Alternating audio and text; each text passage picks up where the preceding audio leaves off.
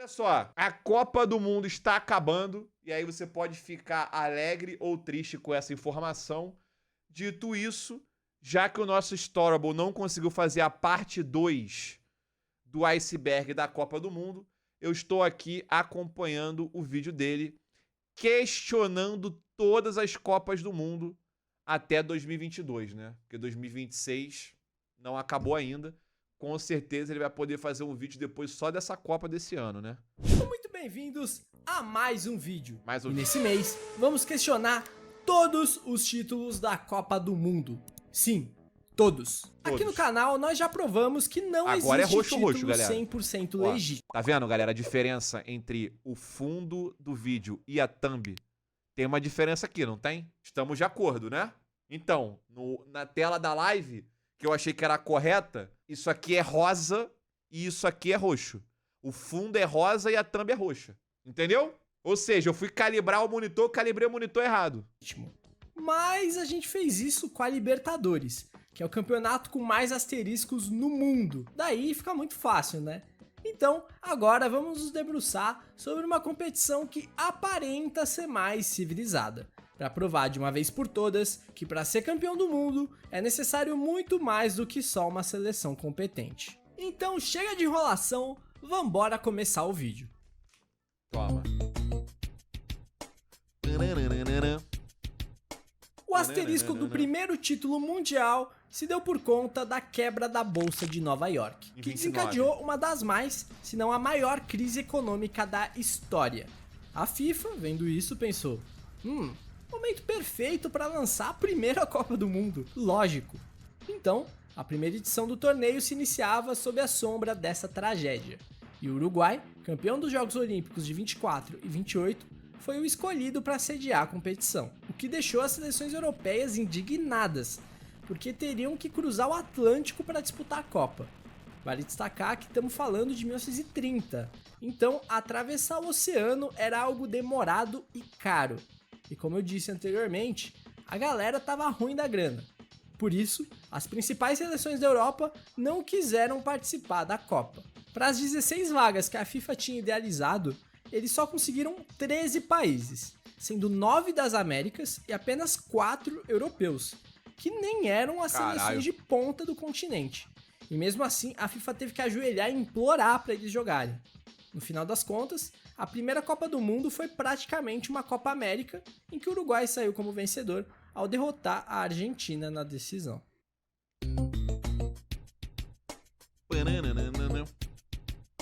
Se o asterisco da Copa anterior era a falta dos europeus, dessa vez, quem não quis participar foi o Uruguai, o atual campeão, o que baixou muito o nível da disputa, sendo a única Copa que o atual campeão não participou.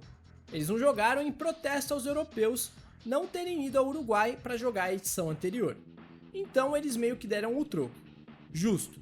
E levando em conta também que a Argentina levou uma seleção meia boca por brigas internas da federação, praticamente não tinham sul-americanos na disputa.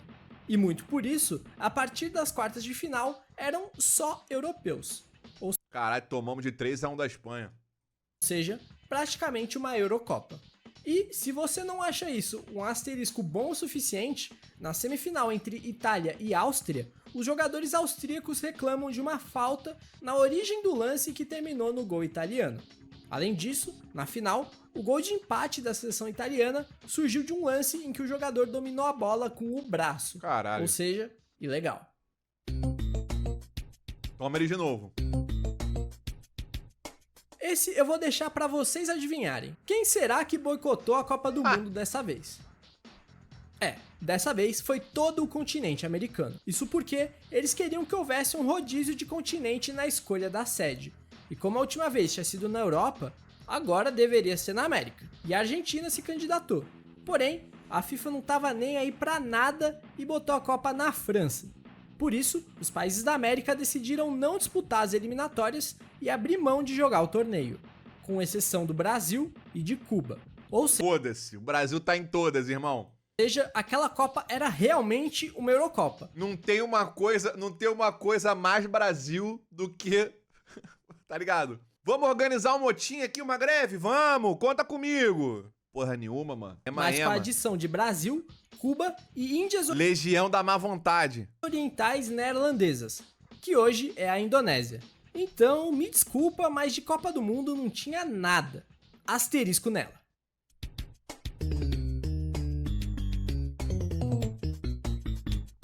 Passou a guerra. A questão foi o regulamento.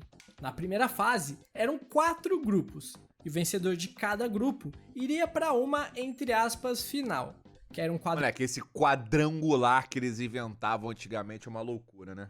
quadrangular com os outros líderes dos grupos. Beleza? Beleza. O problema é que o suposto grupo do Uruguai era só ele e a Bolívia. Filhos da puta, cara.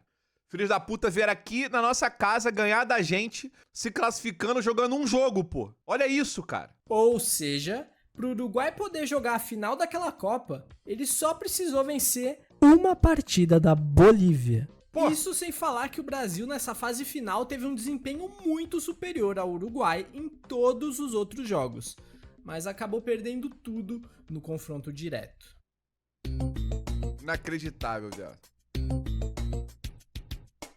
Durante a Copa do Mundo de 1954, os jogadores da Alemanha Ocidental recebiam secretas injeções do que eles acreditavam ser vitamina C. Mas, segundo estudos realizados por uma universidade alemã em 2010, na realidade, eles estavam recebendo metanfetamina, um estimulante muito... Que isso?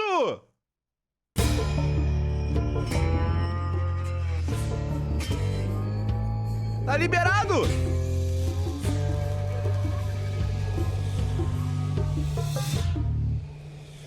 Caraca, filho! utilizado por soldados durante a Segunda Guerra Mundial, substância que dá vantagem aos jogadores. Portanto, se enquadraria como doping. Vale lembrar que essa foi a Copa do Mundo do famoso Milagre de Berna, onde a mesma Alemanha que tinha tomado 8-3 da Hungria na fase de grupos, enfrentou essa mesma Hungria na final, começou perdendo por 2-0 e virou para 3-2, se sagrando campeã do mundo. Dobrando a dosagem no intervalo. Teve um gol mal anulado da Hungria, que seria o gol de empate, no finalzinho do jogo.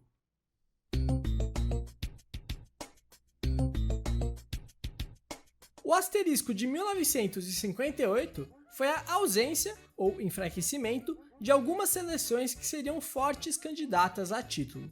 Por exemplo, a Hungria, finalista de 54, perdeu seus principais jogadores por conta da Revolução Húngara.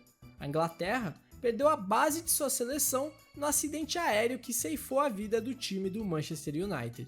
Caralho, papo reto, teve esse acidente mesmo. Que Itália e Uruguai já não eram os mesmos e ficaram de fora da Copa.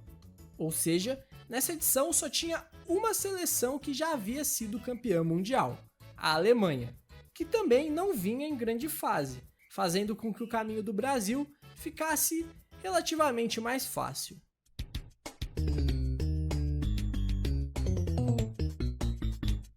Em 1962, o Brasil precisava de um empate com a Espanha para conseguir a classificação na fase de grupos. A seleção espanhola era muito forte e abriu o placar. No segundo tempo, o ponto espanhol invade a área brasileira e sofre o pênalti. Porém, o lateral Nilton Santos, na malandragem, dá um discreto passinho para fora e engana o juiz, que achando que foi fora da área, marca apenas falta. Absurdo, moleque. Eu não sei se isso vai dar copyright, mas tem o vídeo disso pra quem nunca viu.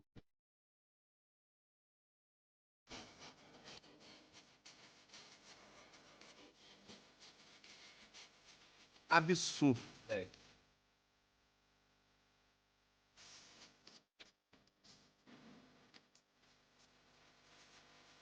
Absurdo, moleque. Inacreditável.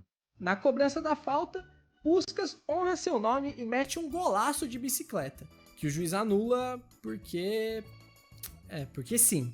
Após essas polêmicas, o Brasil melhora e vira o jogo, passando na liderança do grupo. Mas não acabou por aí. Na semifinal, a defesa do Chile tentou parar a Garrincha de qualquer jeito, inclusive descendo a porrada nele. ênfase no tentou, porque não conseguiram. No final do jogo, Garrincha revidou e foi expulso. Ou seja, o Brasil, que já não tinha Pelé, lesionado, perdia a Garrincha também para a final. Mas a expulsão não constava na súmula da partida, porque quem o expulsou foi o Bandeirinha, que tomou um chá de sumiço após o jogo e não assinou a súmula.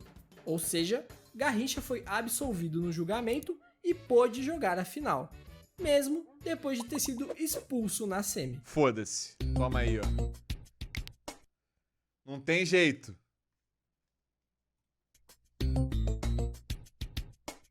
A final da Copa do Mundo de 1966 foi definida entre Alemanha e Inglaterra. Os 90 minutos Esse aí esquece, né?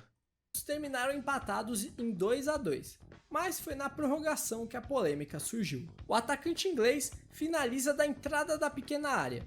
A bola explode no travessão e quica em cima da linha da meta alemã, E eles marcam gol. não entrando no gol. Mas não foi isso que o juiz viu. Até porque ele deu gol para a Inglaterra, que ainda marcaria mais um e seria campeã do mundo pela primeira e única vez.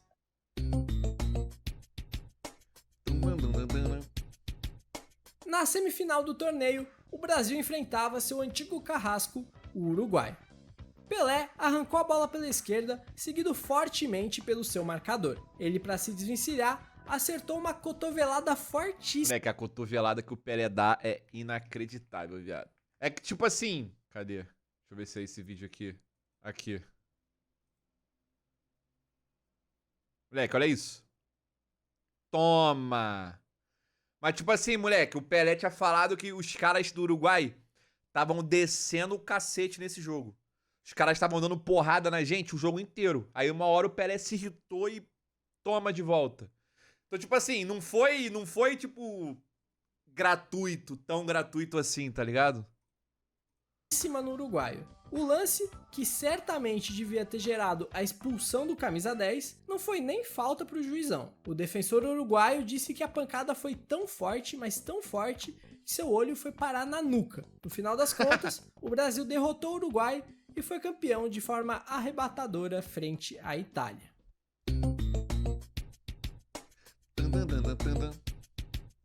A Copa de 1974 reuniu as duas Alemanhas em um mesmo grupo, e o confronto era muito importante para a formação das chaves dos mata-matas.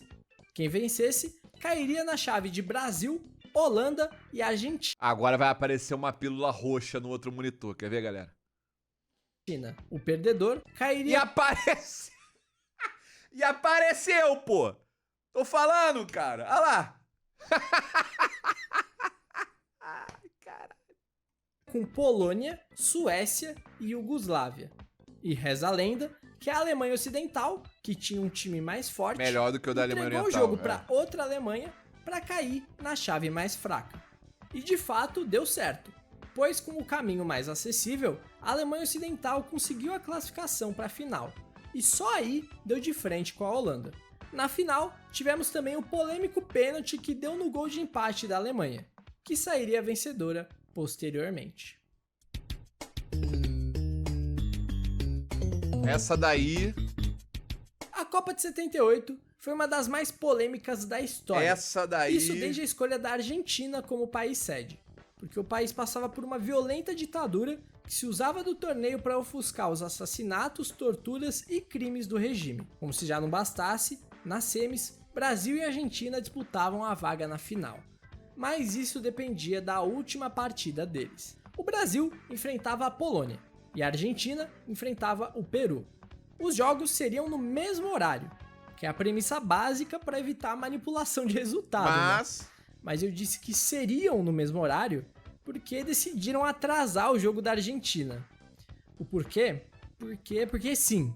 Ou seja, a Argentina jogaria já sabendo de quanto precisava vencer para passar. O Brasil venceu a Polônia por 3-1, ou seja, a Argentina precisava vencer o Peru por pelo menos 4 gols de diferença, o que certamente não seria tarefa fácil, afinal a seleção do Peru não estava na semifinal à toa. O problema é que alguns jogadores peruanos receberam um certo incentivo para facilitar as coisas, se é que vocês me entendem. Por isso, a Argentina goleou o Peru por 6-0 e avançou à final, o que obviamente levantou suspeitas. As acusações mais fortes recaem sobre o goleiro da seleção do Peru, que inclusive era argentino, mas naturalizado peruano. Ele e outros 6 jogadores teriam recebido dinheiro para permitir a goleada. Esse suborno envolveu até mesmo negociações comerciais entre os países, com a Argentina dando 35 mil toneladas de trigo ao Peru. Como se já não bastasse, ainda houveram algumas arbitragens duvidosas em benefício dos donos da casa, principalmente na final e no duelo contra o Brasil.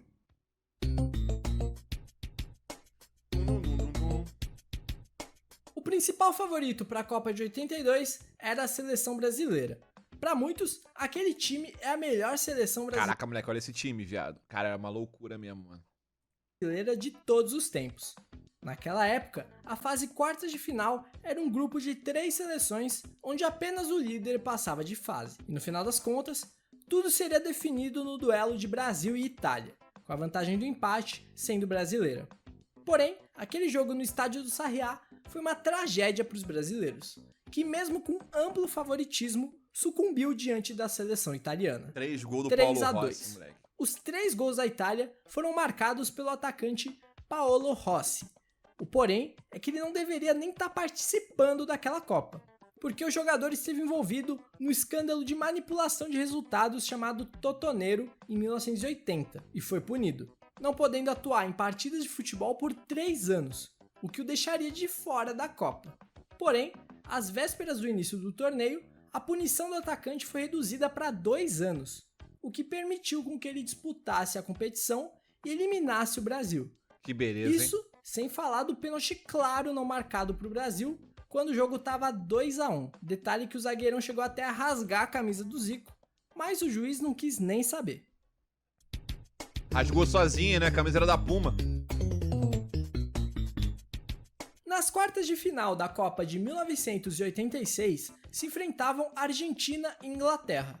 Jogo já muito importante por se tratar de uma partida de quartas de final de Copa do Mundo, mas tomou uma proporção ainda maior por conta da Guerra das Malvinas, que envolvia os dois países. O asterisco, porém, está no gol que abriu o placar da partida, que foi marcado com a mão de Maradona, no episódio que ficou eternizado como La Mano de Dios.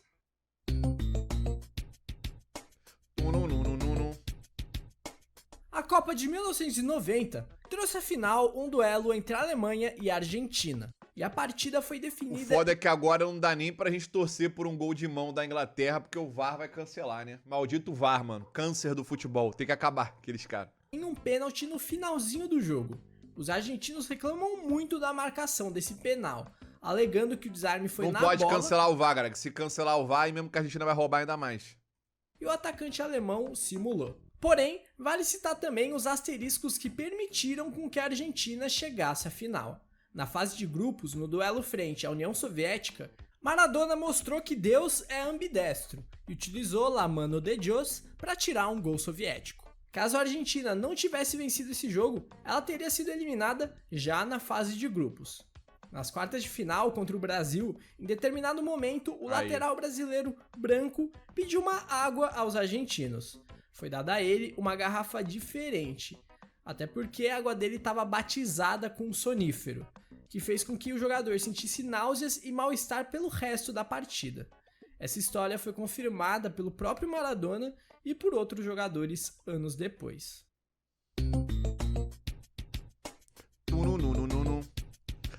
Da de 94... Nas quartas de final da Copa Vai do falar Mundo do de jogo. 1994, o futuro campeão, Brasil, do jogo contra a Holanda, não. encarava a Holanda sob o forte sol de 40 graus de Dallas. No segundo gol da partida, Romário estava em posição de impedimento e atrapalha a zaga holandesa, que achando que a partida seria paralisada, deixa Bebeto pegar a bola e marcar o segundo gol Caralho, isso aí eu não... Pô, nem tinha essa memória, não. brasileiro. Posteriormente, o gol que decidiria a partida para o Brasil surgiu de uma falta invertida pelo árbitro. Afinal, quem comete a falta primeiro é o brasileiro, não o holandês.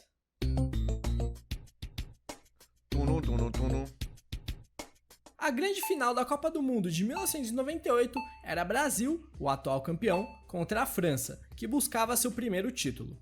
O Brasil vinha com todo o favoritismo. Afinal, não só tinha um time melhor, como também tinha o melhor jogador do mundo na época. Simplesmente Ronaldo Fenômeno. Moleque, ele fazia cartinha e colocar a bolinha do Brasil aqui é absurdo, moleque. Me pega muito, tá ligado? Ele botar os jogadores com essa bolinha e aí ele faz a carta, Ronaldo, e é uma bolinha do Brasil, pô. Seus 21 anos. Porém, na manhã que antecedia aquela partida, aconteceu uma história até hoje muito mal explicada, que gerou teoria da conspiração e até uma CPI para investigar. O que se sabe é que o astro da seleção brasileira teve uma convulsão na tarde antes da partida em seu quarto. Ele foi visto pelos seus companheiros e levado ao hospital. Os outros jogadores ficaram desesperados, obviamente. Eles temiam muito pela vida do seu companheiro. Porém, os exames que foram feitos não acusaram nada de anormal. E isso foi o suficiente para o atacante pedir para jogar. Afinal, ele sequer se lembrava do ocorrido. E quando todos os jogadores já estavam trocados, prontos para jogar sem Ronaldo, ele volta do hospital direto para o vestiário falando que ia jogar e que estava bem. O médico da seleção e o técnico não barraram o jogador, o que do ponto de vista médico era um erro terrível, por trazer riscos à vida do atleta. Mas como que ia barrar o melhor jogador do mundo do jogo mais importante da vida dele até então? O fato é que todos os jogadores brasileiros ficaram muito assustados com a situação. Cagados. E segundo relatos de vários deles, não tinha como prestar atenção e focar totalmente naquela final. Até porque ali naquele momento tinha uma vida em jogo. E esse acontecimento, sem muita explicação até os dias de hoje, aliado a declarações que admitem a manipulação do sorteio da Copa para Brasil e França só se enfrentarem na final, levantam muitas suspeitas sobre a idoneidade daquele torneio. Esse aí foi o asterisco menos asterisco até agora. Nossa, o Brasil em 2002 teve asterisco pra caralho. Logo no jogo de estreia já teve. O Brasil teve asterisco no jogo de estreia contra a Turquia. Teve asterisco contra a Bélgica nas oitavas de final. Pô, esquece. O Mundial de 2002 ficou muito marcado pelos erros de arbitragem. Nesse sentido, dá pra destacar a campanha de um dos donos da casa, a Coreia do Sul foi uma loucura. A Coreia do Sul, que eliminou Itália e Espanha com uma mãozona da arbitragem. Olhando agora para a campanha dos campeões, logo na estreia, o Brasil venceu a Turquia por 2-1, com um gol da vitória sendo fruto de um pênalti marcado de forma incorreta, porque a falta foi fora da área. Nas oitavas de final, no duelo contra a Bélgica... Não só isso, né? Nós ganhamos um pênalti numa falta fora da área e depois no escanteio no final do jogo, o cara chuta a bola no Rivaldo, a bola bate no joelho dele e ele bota a mão na cabeça e o juizão lá, japonês, coreano, expulsa o jogador da Turquia. Tá ligado? Moleque, é absurdo esse lance, moleque.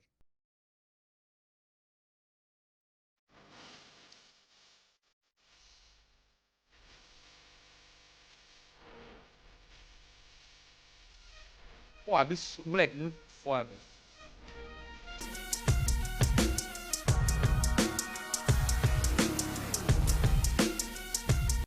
Ninguém mandou o Embolou nascer na época errada, irmão. E teve esse lance da Bélgica também nas oitavas que eu falei, né? Que ele marca a falta no lance e a Bélgica ia sair na frente. Tava 0-0, o Wilmots faz o gol. Os belgas abrem o placar, mas o juiz anula o gol por uma falta inexistente do atacante no zagueiro brasileiro quando a bola era disputada no alto. Moleque, não tem... Moleque, é inacreditável, filho. Tipo, isso aí... Cadê? Será que tem aqui? For Belgium. Okay, Junior, harsh call. Gets a little bit of a push here, but this is a very harsh call. Watch the hands up onto the shoulder. I mean, that is a very harsh call. Acontece nada. Acontece nada no lance. Watch the hands up onto the shoulder. I mean, that acontece nada no lance, eles abrem o placar, o juiz anula, 0-0 e aí depois a gente mete 2-0. Dito isso, foda-se, foi pra gente, então é falta. Cara, olha só, não dá pra ninguém falar que nós estamos pagando pelos nossos pecados, porque esse vídeo tá mostrando pra gente que todos os filhos da puta que passaram aqui ganharam roubado também. Então assim, tá todo mundo errado, irmão. Se fosse por isso daí, a campeã ia ser a porra da Noruega, irmão. Não tem o que fazer. Tá ligado? Não dá pra falar nada, pô. Oitavas de final da Copa do Mundo. Ia sobrar sei lá, Cabo Verde. De 2006, a seleção da Itália enfrentava a Austrália. E o jogo, que estava muito pegado, ficou marcado por uma decisão polêmica da arbitragem. Aos 47 minutos do segundo tempo, o juiz assinalou um pênalti para lá de discutível a favor dos italianos. Decisão até hoje muito lembrada pelos australianos, que viram o pênalti ser convertido e eliminar a seleção da Austrália de forma injusta. Nessa Copa de 2006, ainda houve uma das histórias mais suspeitas da história do futebol: a cabeçada do Zidane na final. Absurdo momento. O jogador mais experiente do time da França, no seu último jogo da carreira, em uma final de Copa do Mundo, tomar uma atitude dessa ainda é algo que gera muito debate e foi tema de diversos documentários e matérias. Ele disse que o Materazzi tinha falado da irmã dele, né? Sobre o acontecimento.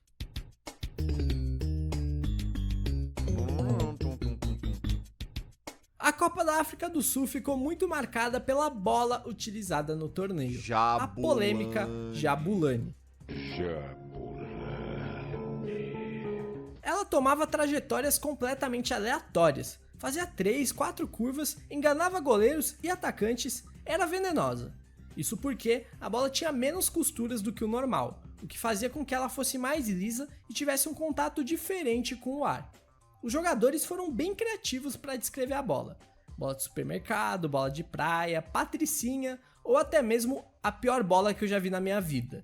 Mas com certeza quem mais sofreu com a Jabulani foram os goleiros. Foi a Copa com maior número de frangos ou falhas, grande parte dessas diretamente ligadas à bola. Com certeza, muitos resultados teriam sido bem diferentes se as partidas fossem disputadas com uma bola Forlan normal. era o rei da Jabulani, pô. Dito isso, tenho que dizer que é a bola mais bonita da história das Copas. Falei, tô leve.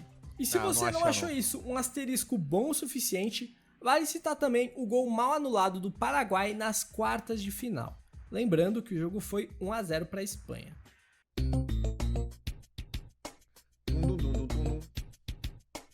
Chegamos na Copa do Mundo do Brasil. Aqui admito que até eu duvidei da minha capacidade. Eu pensei, o que eu vou falar dessa Copa? Mas tem asterisco sim. Antes do fatídico 7-1, tivemos um Brasil e Colômbia pelas quartas de final. O Brasil venceu por 2-1, mas o que marcou aquela partida foi a joelhada do Zúñiga nas costas do Neymar, que o lesionou e tirou o grande craque da seleção brasileira daquela Copa. E não é exagero nenhum dizer que esse foi um fator determinante para a tragédia que aconteceria depois. Agora, com o Neymar em campo, o Brasil venceria a Alemanha? Eu diria que não. Eu acho que não. É que não só fez falta, eu acho que... É foda falar essa aspa. Mas eu acho que pro resultado, presta atenção, pro resultado do 7-1, a falta, obviamente, ela é maior até, de repente, do Thiago Silva do que do Neymar em si. Tá ligado? Eu acho que, tipo assim, não é simplesmente pela falta do Neymar, mas eu acho que foi uma junção de fatores.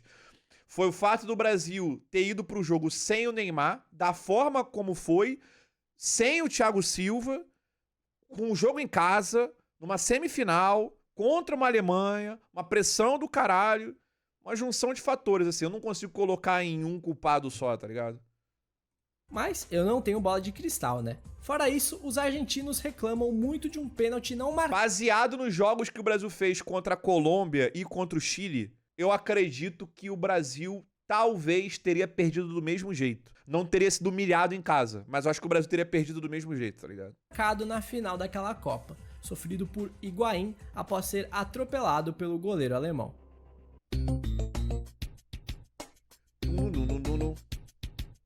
A Copa do Mundo de 2018 foi a primeira a contar com a ajuda do árbitro de vídeo, o famoso VAR. Mas não é por isso que não teremos asteriscos. Na final da Copa, entre França e Croácia... Cara, se eu falar que eu não lembro de nada desse jogo, vocês botam fé? A Copa de 2018, pra mim, eu só lembro direito dos jogos do Brasil, moleque. Uma das Copas mais esquecíveis pra mim, mano. O primeiro gol da seleção francesa surgiu de uma falta inexistente. Na cobrança dessa falta, Mandzukic marca contra. E o jogador que disputa a bola com ele estava impedido. Ou seja, gol ilegal ao quadrado.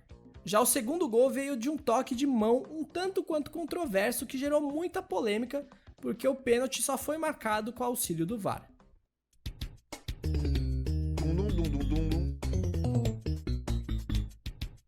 Na edição mais recente da Copa do Mundo, o grande asterisco foi a quantidade de pênaltis marcados a favor da seleção da Argentina.